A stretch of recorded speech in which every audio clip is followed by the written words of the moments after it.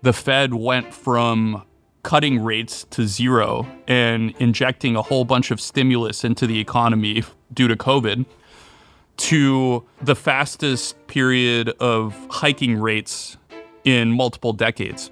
And so we had this big problem, which was, what do you do when people don't want to invest? And when all of these trends that helped grow our business tremendously during the pandemic, now suddenly we're like sharply reversing.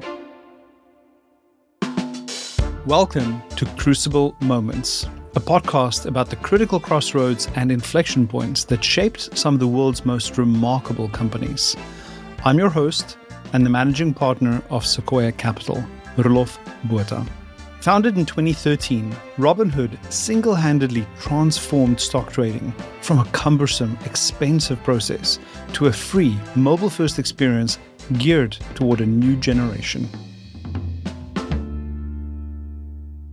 Co-founders Vlad Tenev and Botha set out to democratize finance for all and make stock trading accessible to anyone with a few taps on their smartphone.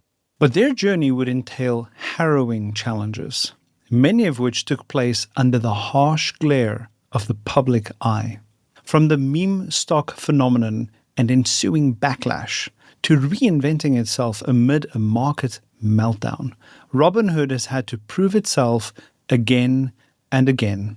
Yet today, Robinhood continues to redefine what it means to be an investor in the 21st century, shaking up the finance industry in ways no one could have anticipated just a decade ago. I'm Vlad Tenev, co-founder and chief executive officer at Robinhood. So my co-founder Beju and I met at Stanford, and we're both in the physics department. We met actually doing summer research. So if you think about the set of folks that go to Stanford and kind of narrow it down to those that choose to study physics, and then narrow it down even further to the ones that want to stick around on campus during the summer for basically no money and continue to study physics, you get to like a pretty committed and passionate and small group of people. And I continued on to graduate school, intending to become a professor of mathematics. So I went down at UCLA. He was up in Marin County. And my first month at grad school, which was his first month at his new job in finance, Lehman Brothers went under, and we had kind of the beginnings of the global financial crisis. And he calls me up when I'm in grad school 1 month, and basically he pitched me on creating an algorithmic trading firm ourselves. And at first, I thought it was kind of a crazy idea, but I wasn't having an amazing time in grad school as well. And I generally, like to try new things. The idea of like working with him again really appealed to me. And so I decided to spend my summer kind of hacking on trading strategies with him in San Francisco. And even though our first business didn't really end up working, the idea of being an entrepreneur and having complete control over your destiny, and the only thing between you and kind of your ultimate success and failure is the quality of the code that you write and the business strategy, that really appealed to me. I'd never been more passionate about anything professional. I was working basically all of my waking hours. When I wasn't sleeping or eating, I would just like work. The kind of like act of entrepreneurship was so intoxicating to me that I couldn't even imagine doing anything else. The pair worked on 2 trading companies, which they describe as moderate failures. But as they gained deeper insight into the financial industry, they began to notice glaring shortcomings. It was a strange phenomenon. I mean, back then, people forget, but whenever we had a big financial transaction to do, we would log on to our desktops to do it. My name is Andrew Reed. I'm a partner at Sequoia. You would hit some menu button and you would descend into the scaffolding of some system that felt like it was built in the 1980s. The idea of paying bills or making investment decisions or making investment transactions on the phone seems natural and normal, and I think everyone feels that way. But 10 years ago even, this was very strange. Remember, nothing had been started since E-Trade in 1998 in America. Nothing. So those interfaces that you even log in today, they still look very stale. They haven't changed. My name is Micky Malka. I'm the founder of Reinvent Capital, and we've been a shareholder and partner to Robinhood since 2013. The founders also noticed the world changing in several profound ways that created an opportunity for an entirely new kind of financial services company. It was really three things. One, the rise of electronic trading and the complete change in the markets that revolution injected into finance. It was the rise of mobile, which was like a tectonic shift, and new platforms became created that were built with mobile in mind. And if you remember, after the global financial crisis, there was a ton of discontent and disillusionment, particularly among young people, of how the financial industry worked. And these millennials, they saw the global financial crisis. A lot of their relatives and friends lost their jobs. In my case, my cohort had graduated from college. Some of them had jobs at Lehman Brothers, and pretty much as soon as they came in, you saw these images of them taking their cardboard boxes out of the office in New York, and they had to find something else to do. And so there was this distrust and discontent. Young people felt like the financial system didn't work for them. And that manifested in things like the Occupy Wall Street movement and large-scale global protests. And that also provided an opportunity for us to create a new brand, because there was no affinity, no loyalty among young people to the established big legacy brands, the big financial companies. And by creating Robinhood, I think we kind of tapped into that nerve. Vlad and Beju had a bold, potentially revolutionary idea: a mobile trading application with the power to democratize the financial industry. But this posed challenges. They would need to change entrenched attitudes about finance products with wary consumers. The founders faced their first crucible moment. How do you create an application that can attract users who are inclined to dismiss your entire category? What Robinhood brought was a level of simplicity that took away the intimidation of those complex graphs and those complex Microsoft 1995 SQL kind of dashboards into a very simple swipe and gestures and very thoughtful UI. And that was what made it very non-intimidating for people to sign up. To reinvent trading for the mobile age, Vlad and Beju designed Robinhood with the look and feel of a modern social media app. It was sleek, colorful, and most importantly, easy to use. It felt super responsive, fast. The user experience was incredibly intuitive. And you would submit a trade and it would process quickly and your information would update immediately. And you could view your portfolio in real time. And to anybody who wanted to get started in investing, it was night and day. In addition to a frictionless mobile-first design, Vlad and Beju made another decision that would come to define the platform. It was important from the very beginning to us that Robinhood was commission-free, because we wanted to give every possible chance for our product to succeed. And we knew that a $7 to $10 commission was actually a big barrier. And if you were someone that was starting with $100, $7 to $10 is a significant percentage of the total amount you would be investing. And so we thought that there was something very, very powerful, both about it being commission free and the account minimums, which we lowered to zero as well. A lot of brokers had $2,000 account minimums that you needed to put in before you even started investing. And we knew that if we were actually able to deliver this, we would open up the market to a lot more people, and particularly young people without very much money to invest. While Vlad and Beju felt strongly about removing financial barriers to entry, many were skeptical about whether the company could build a business with this model. Robinhood, when they started, free trading had been tried many times before and had failed. So people were skeptics saying free trading doesn't work. Our thesis was that brokerages have many ways of making money. They make money from margin lending. They make money from the unused cash balances that are sitting in customers' accounts. There's a revenue stream called payment for order flow, where you get rebates from market makers. And if you look at the revenue that commissions comprised of a broker, it was less than 50%. The revenue from commissions ranged from somewhere around 10% to 30%. So we knew it would be possible if we could sacrifice even up to 30% of the revenue if we built the company using modern technology and made it operate much more efficiently than a typical legacy broker. If we didn't need brick and mortar, if we didn't need the headcount. So I think in that sense, that was the thinking of how we could build a sophisticated brokerage firm with the technology of a Silicon Valley engineering company. The founders felt they had a winning formula for attracting users, but they faced a specific hurdle they'd need to clear to get Robinhood off the ground. The other confounding variable was that because we were a regulated entity, there's restrictions on how much you can market, right? So until you have the license, you can't really market your product.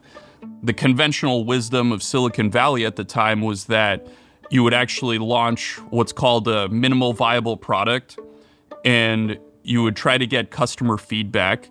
And ideally, you would do that before putting in a huge capital expenditure to actually get the thing off the ground. And so that just wasn't possible. And we need to demonstrate to the regulators that we had at least a year of capital to operate with before we would even get the license. So we had this catch-22 situation where investors wanted to invest in a company that had some traction and was de-risked to some degree, but we had the regulated side of the business and we needed the capital in order to get the license.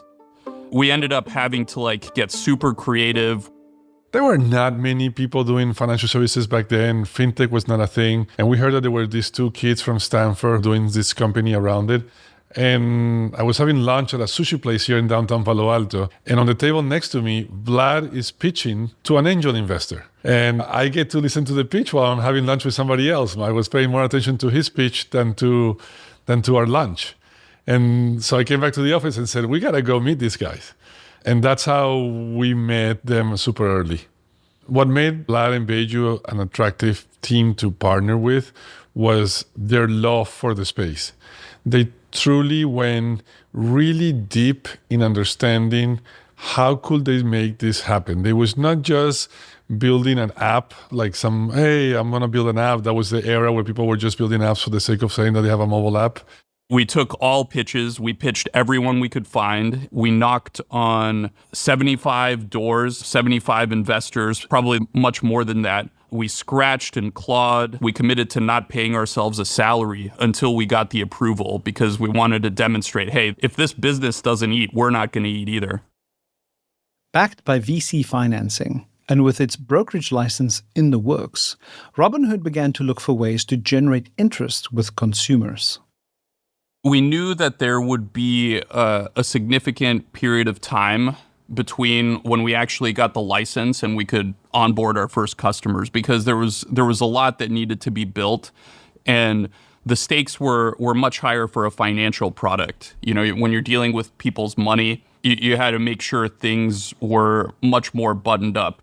We thought if you have to wait for a product, you might as well inject a little bit of creativity and delight into that experience. And there was a company shortly before we launched called Mailbox. And one thing they created was this experience of being on a wait list. And they had turned the experience of kind of waiting for this product into a product in and of itself. And so we were inspired by that a little bit. We thought we would create an incentive for the most avid, most committed early adopters to share the product with their friends. The founders implemented a feature where referring friends to the waitlist allowed users to advance in the queue. It instantly caught people's attention. When the waitlist hit a few thousand people, which it did on day one, We thought that was just amazing. We didn't anticipate getting to thousands of people on the wait list very quickly at all. It went viral on Reddit, and then it went to #1 on Hacker News on a Saturday. We had 50,000 signups in the first week. We had about 1 million people join within the first year of us announcing the product, which I think at the time was the largest pre-launch demand for a consumer finance product in history. So that early waitlist viral moment of people telling their friends about Robinhood, signing up, inviting people, moving up the waitlist, to me, that was the first example of many of Robinhood crossing this threshold from financial services application to culturally relevant consumer application. And it also just spoke to the unique and compelling value proposition that Robinhood offered. We had iterated on a couple of projects as entrepreneurs before we kind of like were able to announce the full Robinhood product. And those projects had all failed. And no matter how many growth hacks we did or how we could market the product or what kind of referral mechanism we put in, we just had a hard time getting anyone to stick with the product. They didn't have product market fit. And the experience of launching Robinhood was qualitatively different. With the fervor around the waitlist, Robinhood had broken through the noise, but they still had to prove they could convert all the interest into real users. There was still a little bit of skepticism, though. I mean, you hear 1 million people on a wait list. I think the initial thought was that maybe very few of those people would convert to actual funded brokerage accounts with money in them. I remember I said, listen, I don't believe in the waiting list. You're probably going to have 10% convert. A great campaign is 3%. You'll probably have 10% because people are really early adopters. But don't expect this to be crazy. And they looked at me and said, I think you're wrong. We think we're going to convert 60, 70% of the waiting list. And I said, listen, I want to be wrong, but I've never seen this. And they did. Hundreds of thousands of people on the waitlist converted to users when Robinhood launched publicly in March 2015. The company had over 2 billion in transactions by the end of the year and kept growing exponentially from there. The momentum attracted new investing partners, including Sequoia. It was only a few years into the company's formation, it was already incredibly obvious to anybody paying close enough attention that Robinhood was poised to upend this entire industry. Robinhood knew they were disrupting the brokerage industry. But what happened next caught them by surprise. A very strange thing happened, which was that basically all of the incumbent competitors, all of the big financial brokerage houses, dropped commissions to zero all at the same time, like within weeks of each other. And I haven't found an analog of this. I kind of say that it would be like all of the legacy car makers recognizing that electric vehicles are the future and like abandoning internal combustion engines within weeks of each other. I remember that moment vividly because it was fall of 2019. I was on my honeymoon and my phone just started buzzing. And it was it was almost as if it was in concert, right? It was Schwab and TD and E-Trade were dropping commissions to zero. And it was just a very strange thing because it felt somehow like it was always going to happen, but kind of hard to believe it would happen all at once. The stock prices of some of these companies that were public just getting decimated to the point where those companies couldn't continue as standalone companies. They had to merge and be gobbled up by their larger competitors. If you were cynical, you would say Robinhood's value proposition went from better, faster, cheaper to better, faster. And in a vacuum, that would be a very frightening moment. At the same time, for those of us who really signed up for the mission of Robinhood, delivering value to customers, it was this moment of catharsis where it became clear in one immediate moment that the whole idea of the company had worked. The incumbent companies actually didn't need these commissions in the first place. This was money they were pulling out of consumers' pockets because they had the luxury of doing so. And again, one small group of people in Palo Alto launched a product. 5 years later, it's free for everybody. whether you sign up for Robinhood or not. There was heightened pressure. Like, it's good for customers that this happened, but Robinhood also had to work even harder to distinguish ourselves in what was a very competitive marketplace. So I think this was this juxtaposition of facing the business reality with the other reality that we had kind of created a fundamental change and kind of created the new standard for how our entire industry operated. Robinhood continued to corner the commission-free trading category through 2019. But early 2020 ushered in a period of financial chaos. With stocks gyrating as the pandemic set in, trading volume exploded. We were dealing with so much load and so much growth that things were cracking across the entire infrastructure landscape. I still remember the date, March 2nd of 2020. We had what was basically a full day trading outage. Very painful for our customers, painful for me as an engineer. Social media platforms, Facebook, but they have outages and customers can't log in. They've even had ones that are multiple days, but if you're dealing with people's money, particularly in a time like the pandemic where the markets were moving up and down 5+% every single day, it's heightened pressure. That wasn't because someone pushed a button on a server. It was because the load was absolutely insane. This wasn't like a long-term impairment. Sequoia made a large $200 million investment into Robinhood that next week, just because it was clear to me that Robinhood was still the dominant force in this industry and would be for many years to come.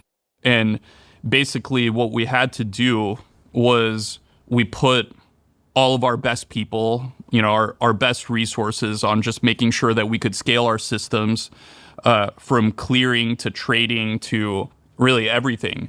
And we had to significantly slow down new product development just to make sure we could keep up with the growth. Robinhood was able to raise capital and stabilize its systems. But in early 2021, amid boredom-inducing pandemic lockdowns and massive fiscal stimulus, a new investing behavior emerged. Fueled by the scale and speed of the internet, consumers were gripped by a stock speculation craze that reverberated at an unprecedented pace. Robinhood would be thrust into the global spotlight in a way few companies ever are. In early 2021, there was what is referred to as the meme stock period, where literally millions of retail investors primarily were seeking input from Reddit and a particular subreddit of Wall Street Bets that encouraged everyone to buy, no matter the price, stocks like GameStop, AMC. There were a handful of others. My name is Jason Warnick, and I'm the Chief Financial Officer at Robinhood. The meme stock phenomenon was pretty crazy. It came out of left field. I don't think anyone was anticipating that even a week before it happened. I mean, there were a lot of people that were buying them just because of what was going on social media. But there were a lot of people that cared very deeply about them too. And I think they viewed companies like GameStop and AMC as being unfairly treated during the pandemic. I mean, you can imagine these are brick and mortar legacy retailers. There was a lot of nostalgia value in them. And the government had come in and shut everything down. There was some empathy for these companies. It started off as kind of an amusing headline, but really quickly, as we saw millions join the platform and demonstrate buying-only activity regardless of the price, we started to quickly realize this is an unusual moment. What was on my mind was I just want to make sure that we're doing everything we can to be up and reliable and that we don't have any infrastructure issues. And, the last thing that occurred to me was that we would have to shut down trading to comply with capital requirements and these sort of arcane rules, and that we would be kind of wrapped into some almost political debate around hedge funds colluding with the US government to shut down trading.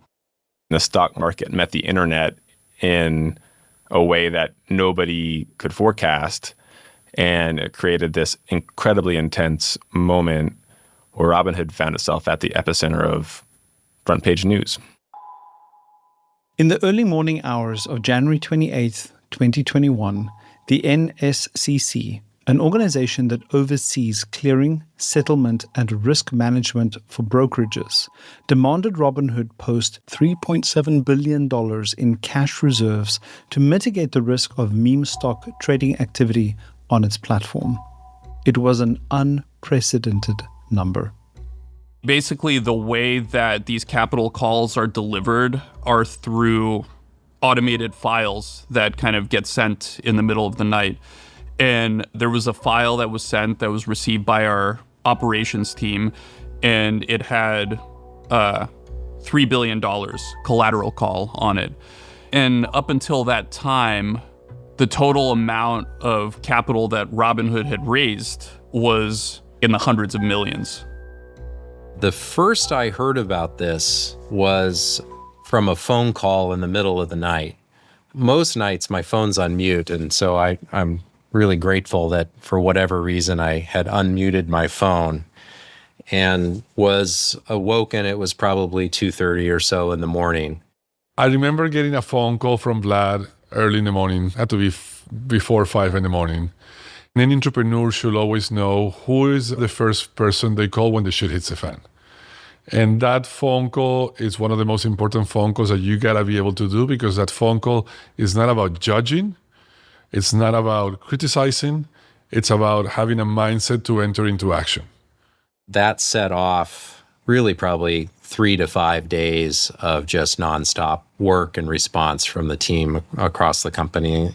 Obviously, this is full crisis mode, and you're in absolute problem solving because, this is something that has been foisted upon you from a rigid machine.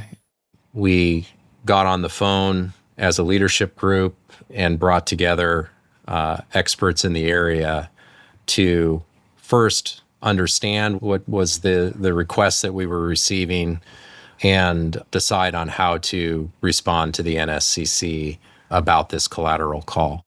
I told Vlad that number has no sense to your volume.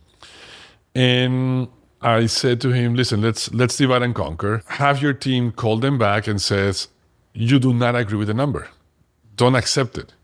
Because there's no explanation. I think the volume they did on the stocks that were considered GameStop-y stocks, like the meme stocks, was probably a few $100 million that day, the previous day.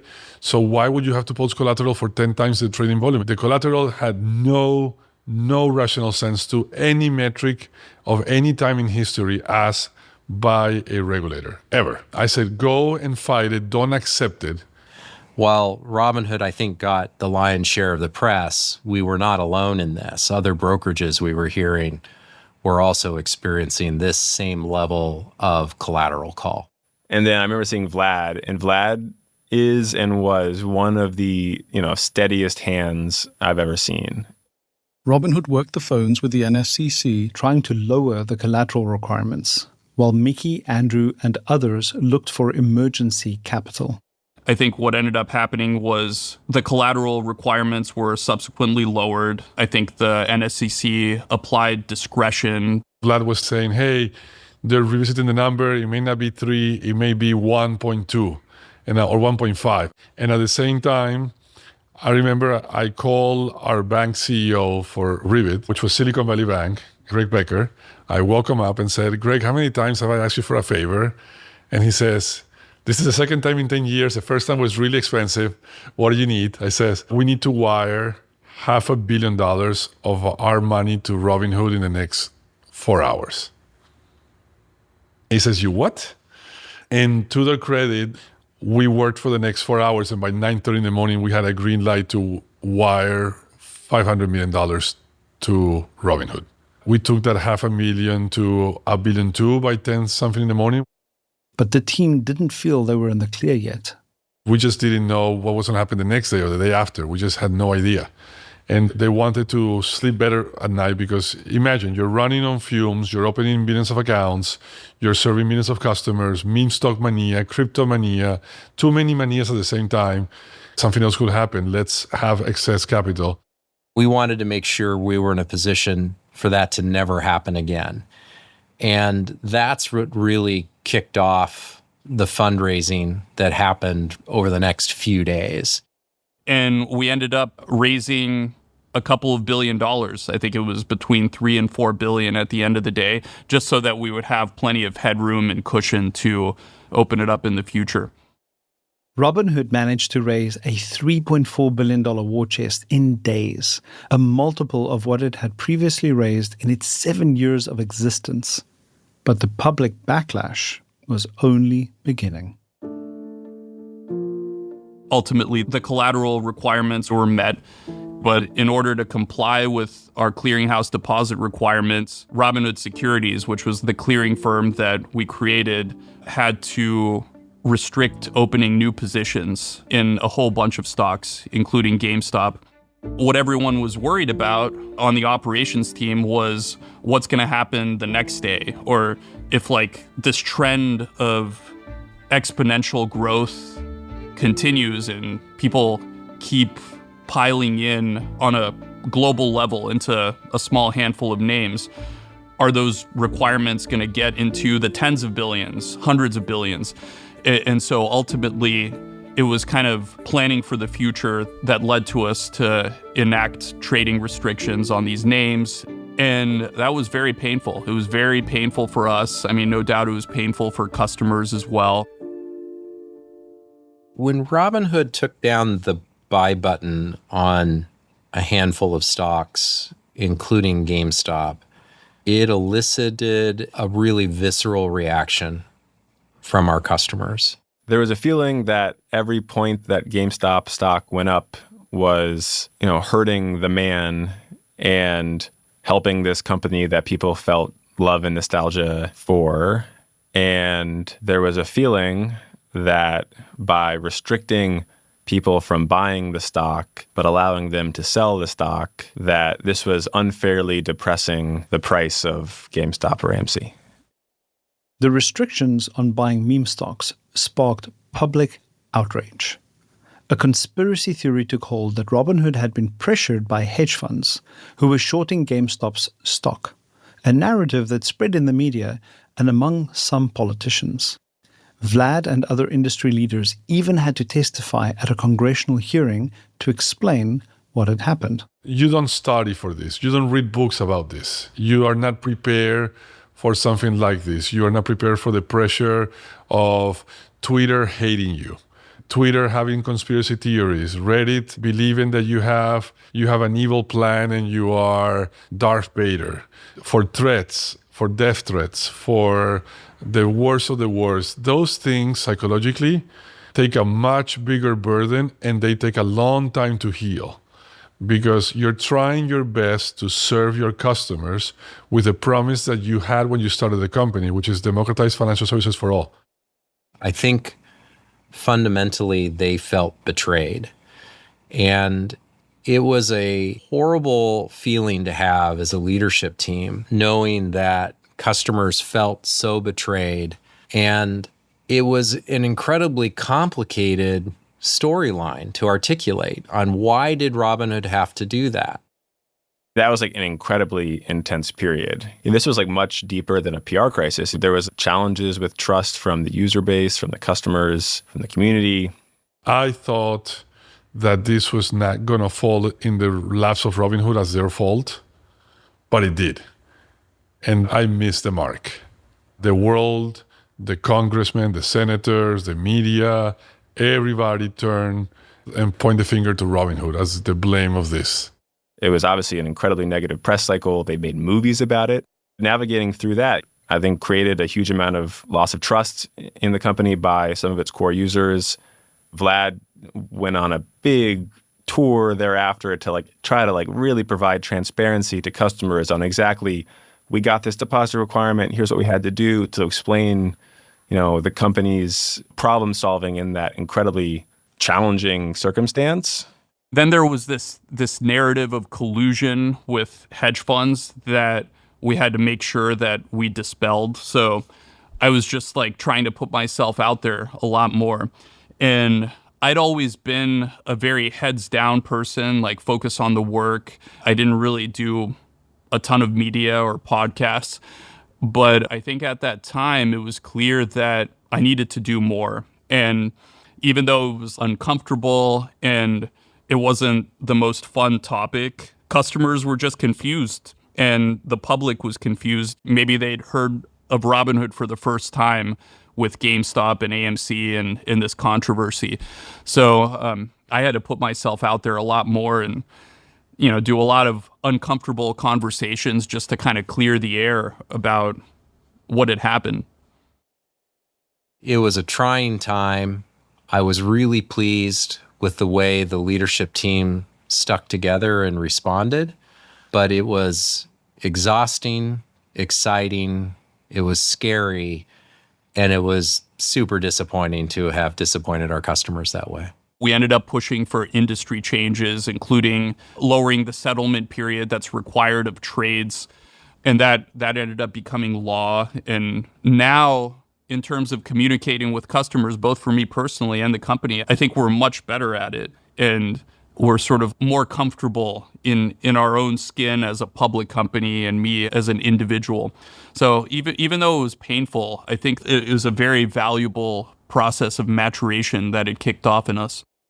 If you actually try to put that whole moment into a bubble, just the conspiracy theories and the outrage and Vlad going on a Clubhouse with Elon Musk, raising $3 billion in a weekend, it almost sounds like out of a fever dream when you talk about it in hindsight. When you're facing the true first hurdle or massive hurdle, you have two options. Most founders will either sink and a very few will swim and thrive. And they had to do that. That's why it's such a crucial moment in their history. A few months later, in July of 2021, Robinhood went public even as it continued working to rebuild user trust. But 2022, with rising inflation, rising interest rates, and a market meltdown, would bring entirely new challenges.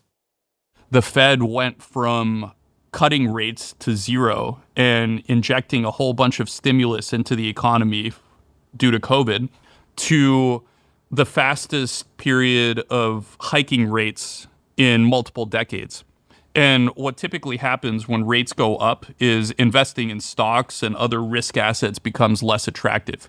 Because imagine if you can earn a 5% yield risk-free just by holding cash, the bar to making a successful investment is much higher. So you tended to see a movement away from people opening up brokerage accounts and placing trades and investing towards different types of behaviors.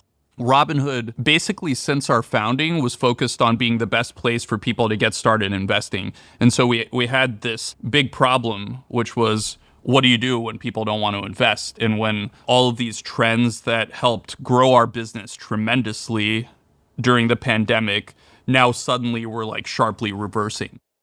2022 was a hard time for the company. It was a slowdown. I think it was a crucible moment in 2022 because we had to adapt and respond to changing circumstances, and we had to embrace a new way of thinking.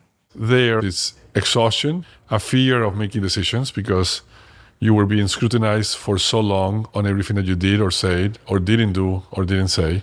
And they had to re-energize themselves, grow their own confidence again.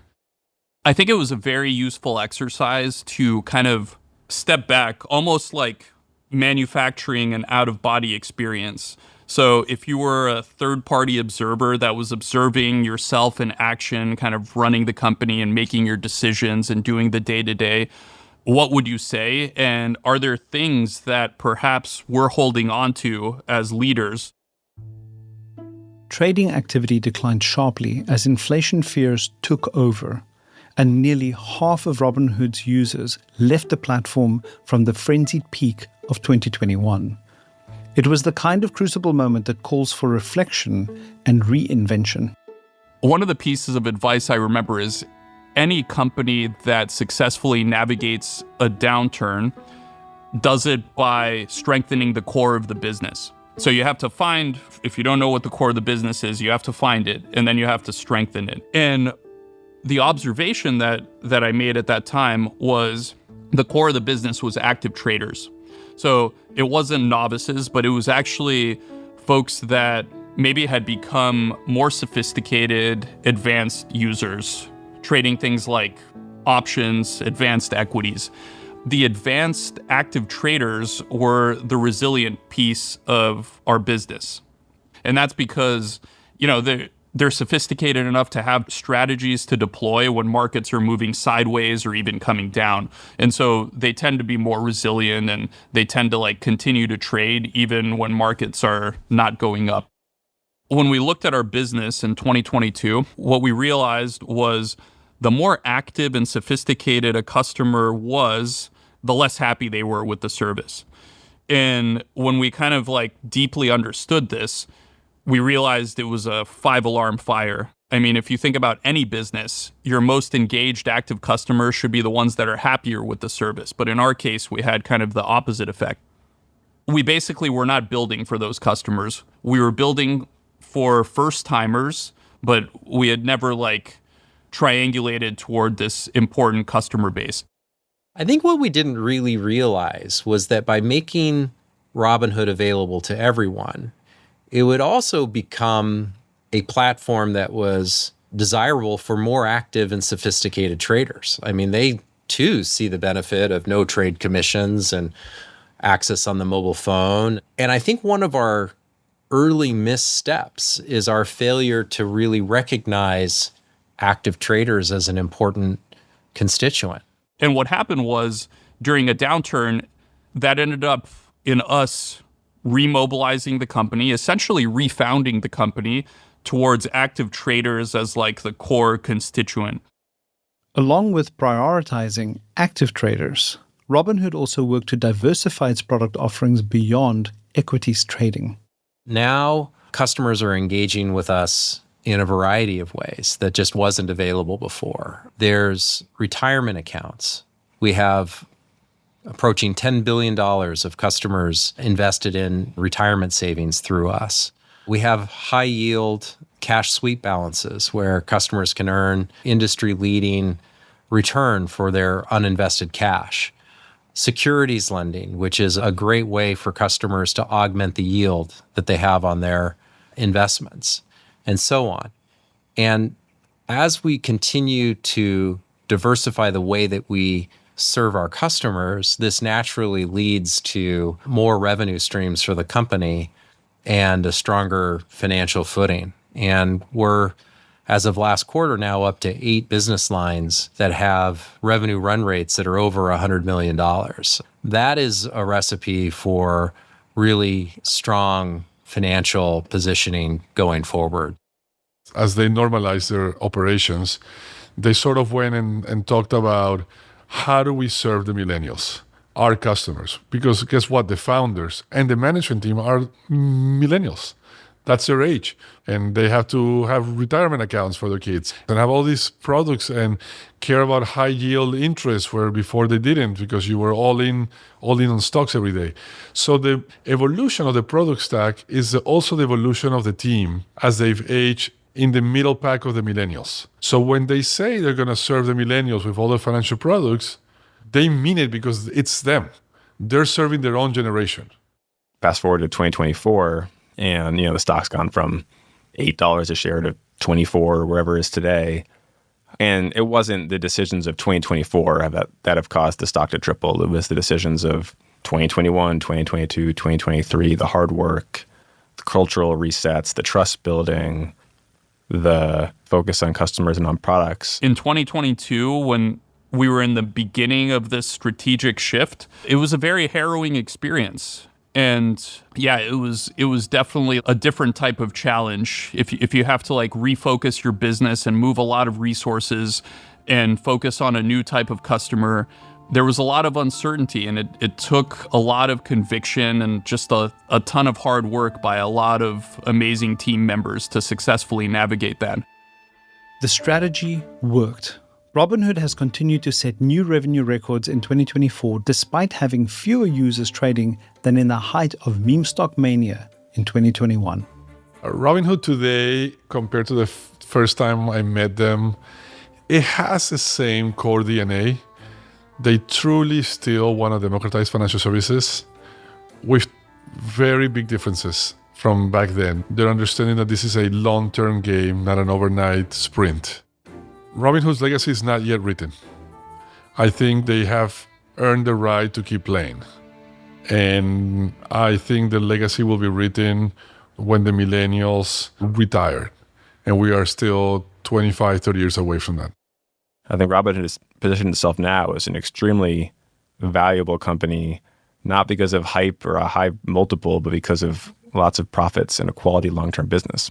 I'm reminded of the Winston Churchill quote, "If you're going through hell, keep going." I think a lot of navigating these things is to just put one foot in front of the other and keep going. And I think ultimately, nobody that's been successful hasn't gone through a bunch of challenges. Probably if you don't, you're not pushing hard enough and you're not challenging yourself enough. I think at the end of the day, despite all the change, what really matters to people is being in control of their finances, having the tools that allow them to make decisions. I think over the next few decades, it's going to be clear to people that they can't really rely on others. You can't rely on your employer or really the government to make sure your finances are in order and you're secure. And what we can do is make sure we give people the best tools, and we can use technology to solve the problems of being in control and managing your finances. And we can do that not just with investing, but all aspects of it across the board, for taking on your first loan, building credit, retiring, building your wealth. And I think from the very beginning, the ethos of the company has been to deliver tools that were previously used only by the wealthy and make them available to mass market consumers. And I think there's a lot that remains to be done across the board for helping people secure their financial futures.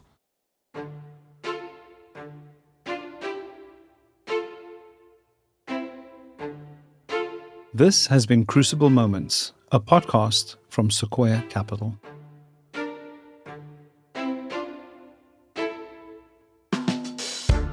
Crucible Moments is produced by the Epic Stories and Vox Creative podcast teams, along with Sequoia Capital.